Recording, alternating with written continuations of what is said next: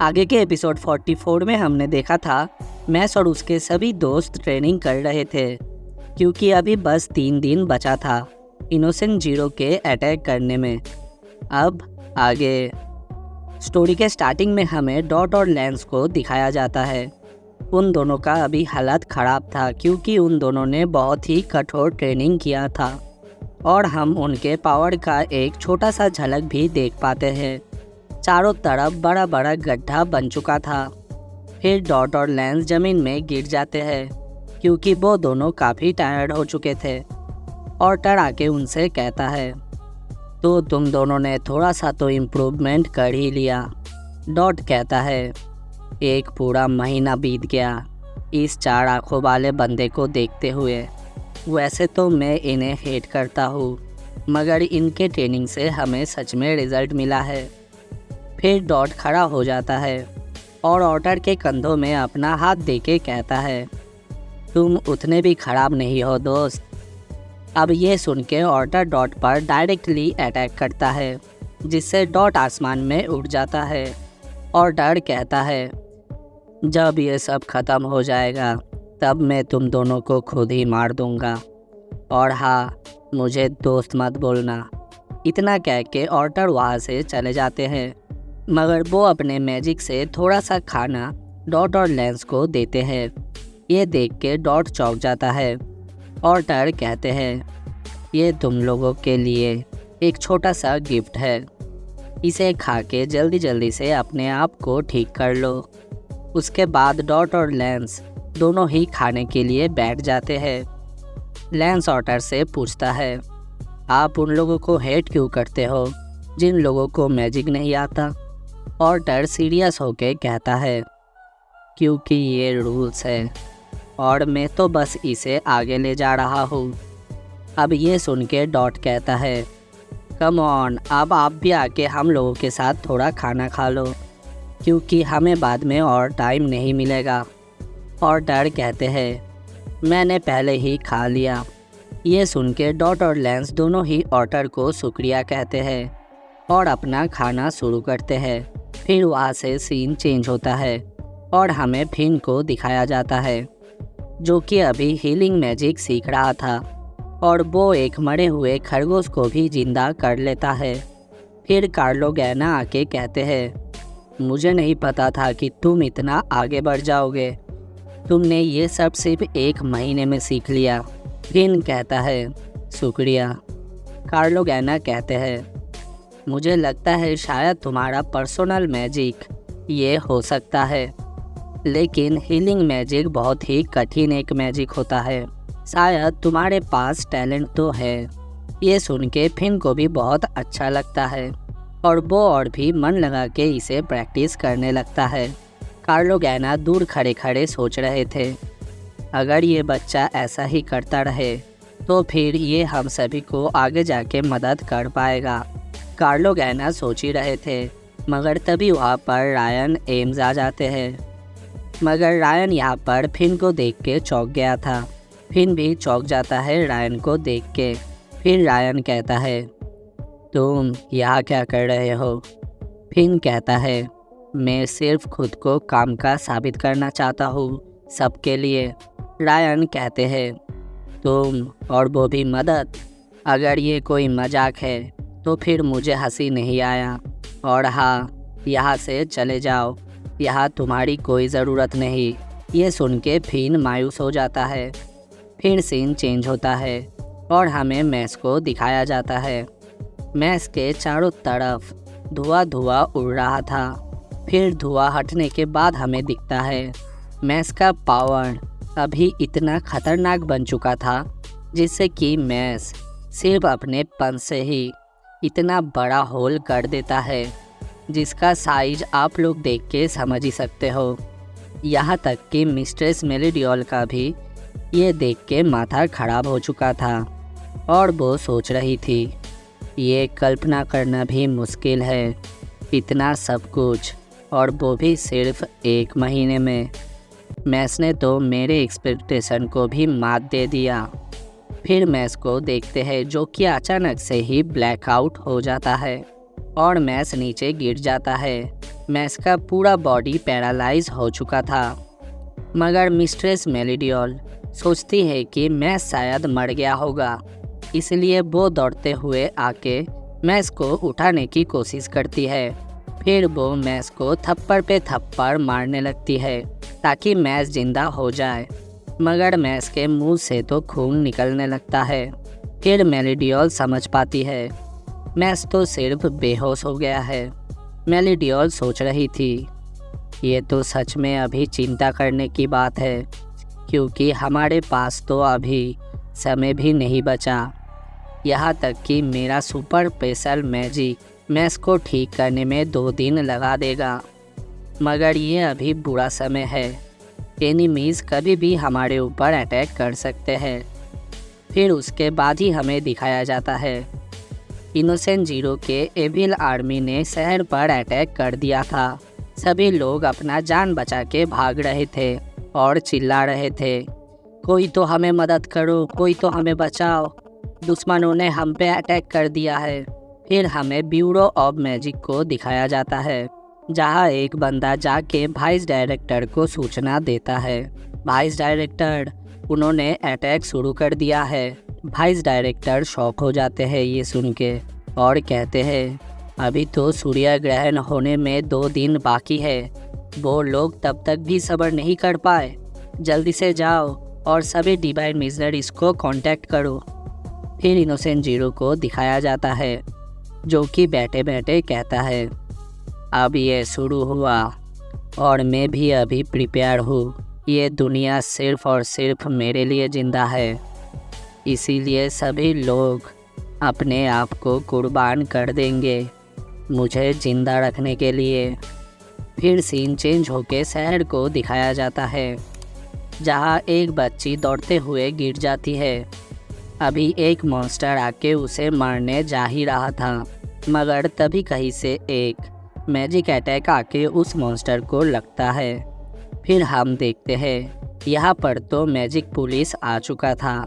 सभी magic police मिलकर अभी उन मॉन्स्टर का सामना कर रहे थे।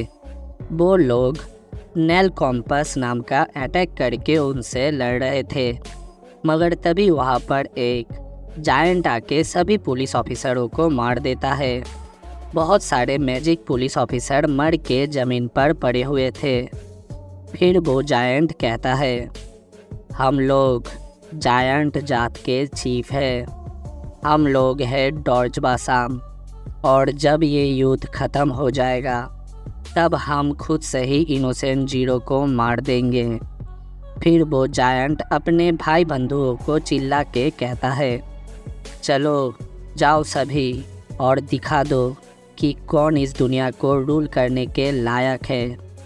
फिर हमें एक बंदे को दिखाया जाता है जिसका माथा मैस ने फोड़ दिया था एनीमे फिन को परेशान करने के वजह से। वो छुप के हम लोगों से बात करता है, ए सभी लोग, मैं याद हूँ आप लोगों को, मैस जिसे कि मैजिक नहीं आता उसने मुझे मारा था और मैं तो यहाँ पर आया था सिर्फ बच्चों का खाना चुराने और पैसा चुराने, मगर तभी मैं यहाँ फंस गया। लेकिन मैं इन घर के पीछे छुप के ज़्यादा देर तक बच नहीं पाऊँगा। यहाँ तक कि इस मॉन्स्टर ने तो पूरे मैजिक पुलिस फोर्स को तबाह कर दिया, इसलिए मेरा तो कोई चांस नहीं बनता। अभी मुझे एक ही चीज़ करना चाहिए, यहाँ से जल्द भागना चाहिए।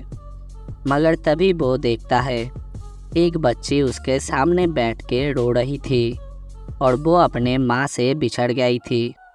वो बंदा ये देख के बहुत परेशान हो जाता है और सोचने लगता है, अभी यहाँ एक बच्ची क्या कर रही है और क्या मुझे उसे बचाना चाहिए? आज छोड़ो, मुझे भागना चाहिए, वैसे भी मैं बेकार का बंदा हूँ। वो ये सब सोच ही रहा था, मगर तभी वो बच्ची आके उससे कहती है, मुझे मदद करो मिस्टर। ये देख के उस बंदे का तो गांठ फट जाता है। वो सोच रहा था, ये बच्चा मेरे पास चला आया, क्या ये सच है?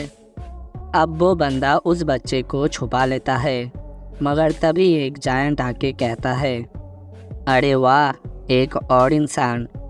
अब ये देख के उस बंदे का तो माथी भ्रष्ट हो गया था और वो कह रहा था, मैं मरने वाला हूँ और मैं सबको परेशान करता था। यही शायद कर्मा है, मेरे साथ तो ऐसा ही होना चाहिए था। अब वो जायंट उस बंदे को मारने जा ही रहा था। वो बंदा मैस को याद कर रहा था कि मैस ने भी तो उसे परेशान किया था, इसीलिए अब वो उस बच्ची को लेके जंप कर देता है। फिर हम देखते हैं उसी समय उस जायंट का हाथ कट के अलग हो जाता है। ये देख के तो वो बंदा और वो जायंट दोनों ही चौंक जाते हैं। फिर हम देखते हैं वहाँ पर एंट्री लेते हैं रियो ग्रांड्स, जो कि कहता है, मैं वो इंसान हूँ जिसे सभी लोग रियो ग्रांड्स के नाम से जानते हैं, मगर असली बात तो ये है, मैं हूँ greatest creation in all of humankind, the divine missionary Rio Grands. अब रियो को देख के पूरी जनता बहुत खुश हो जाते हैं और वो चीयर करने लगते हैं। जायंट का चीफ कहता है, कोई फ़र्क नहीं पड़ता कि तुम कोई डिवाइन मिशनरी हो, क्या तुम्हें सच में लगता है कि तुम हमसे बेहतर हो? फिर वो सारे जायंट चीफ रियो को घेर लेते हैं और कहते हैं, हमारा नंबर देख के तुम्हें लगता है तुम इन इंसानों को बचा सकते हो? रियो कहते हैं, हाँ, शुरुआत शायद छोटा हो सकता है। फिर रियो अपने पॉकेट से कुछ सनग्लास फेंक देते हैं। जायंट कहते हैं, ये किस लिए? रियो कहते हैं, क्योंकि अभी मैं बहुत ज़ोर से चमकने वाला हूँ। अब ये सुन के सारे जायंट चीफ रियो पर अटैक करने के लिए बढ़ते हैं। फिर एक जायंट रियो पर जोरदार पंच मार देता है, मगर रियो बड़े आसानी से उसे डॉच कर लेता है।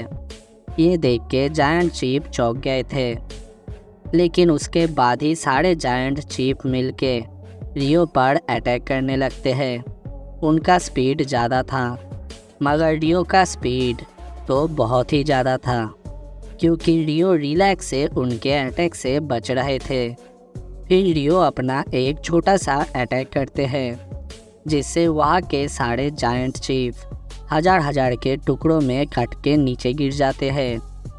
वो बंदा कहता है, उन्होंने तो इंस्टेंट सबका सफाया कर दिया।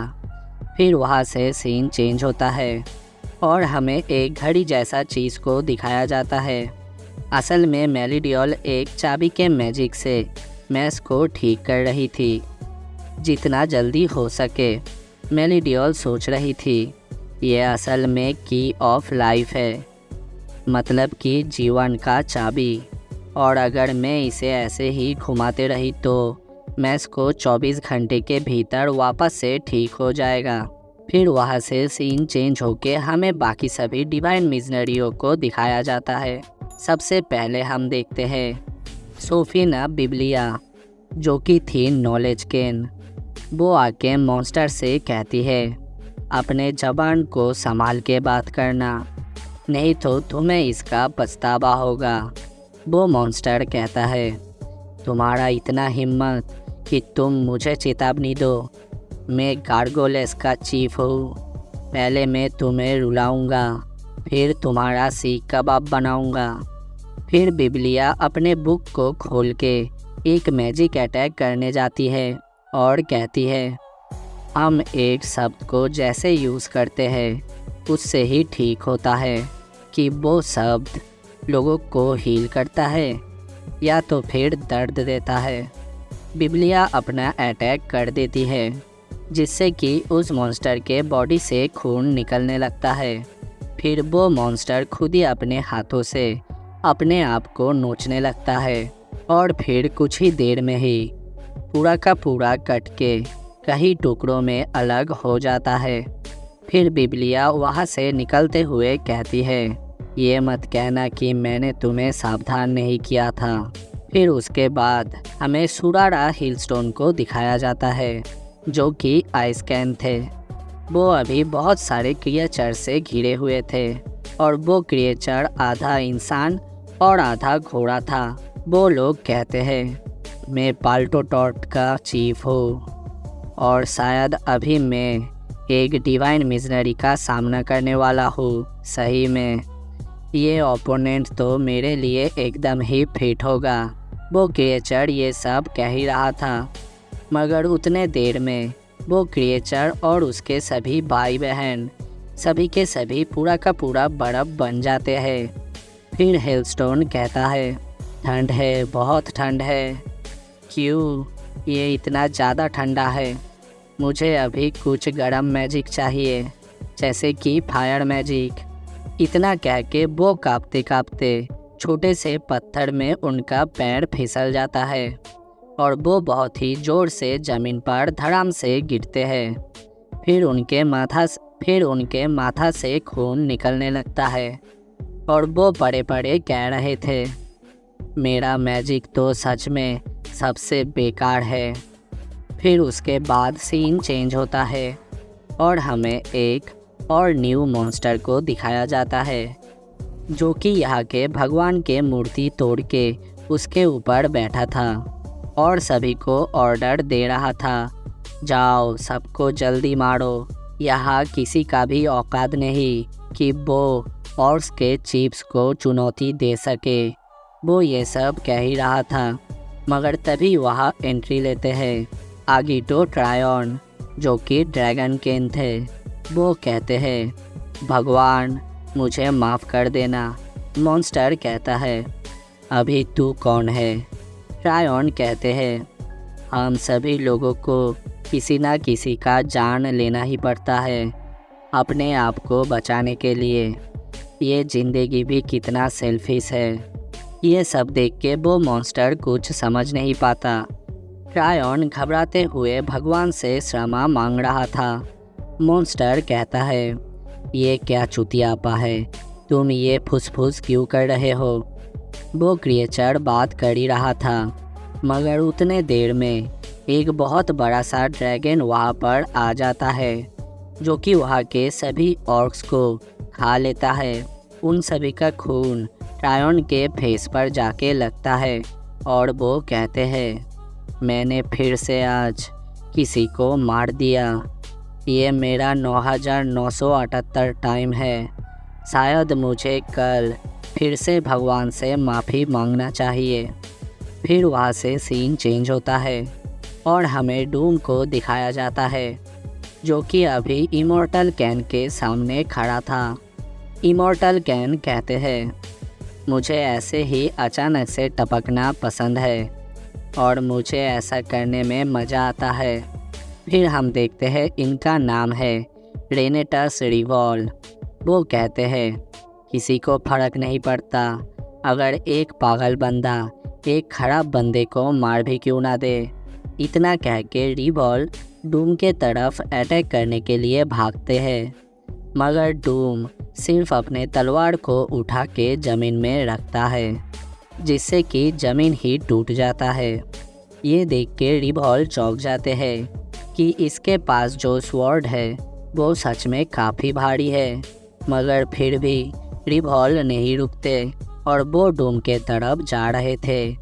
मगर डूम तो दूर से ही अपने तलवार को चलाता है, जिससे कि रिवॉल का पूरा फेस कट जाता है।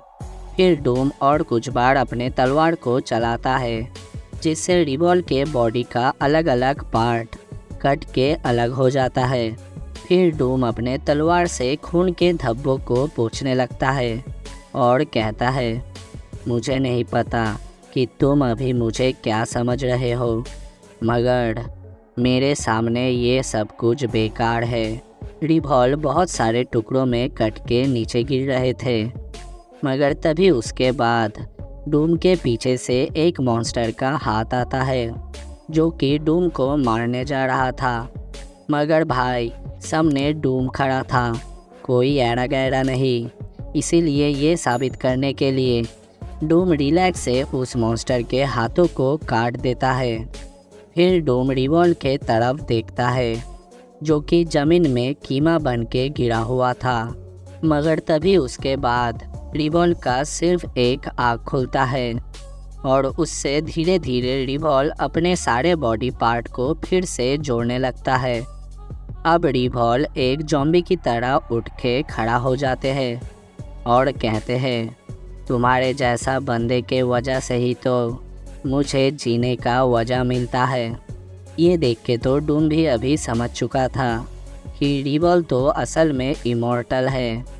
फिर वहाँ से सीन चेंज होता है और हमें मिस्ट्रेस मेलिडियोल का आयुर्वेदिक ठेका दिखाया जाता है, जहाँ मेलिडियोल मैस को अभी भी चाबी से चार्ज कर रही थी ताकि मैस जल्दी से ठीक हो जाए। मेलिडियोल चिल्ला रही थी, मैंने मैस को कहा था ज़्यादा ट्रेनिंग करने से वो मर भी सकता है। ये बात तो सही है, मगर यदि वो सच में मर गया तो ये सब मेरी गलती होगी। जल्दी से ठीक हो जाओ मैस, जल्दी से। और वीडियो ख़त्म। आज के वीडियो में बस इतना ही दोस्तों। नेक्स्ट वीडियो बहुत ही धांसू होने वाला है और अगर ये वीडियो पसंद आता है तो एक लाइक करके चैनल को सब्सक्राइब करके बेल नोटिफिकेशन को भी ऑल पर सेट कर देना ताकि मेरी कोई भी आने वाली वीडियो आप लोग मिस ना करो।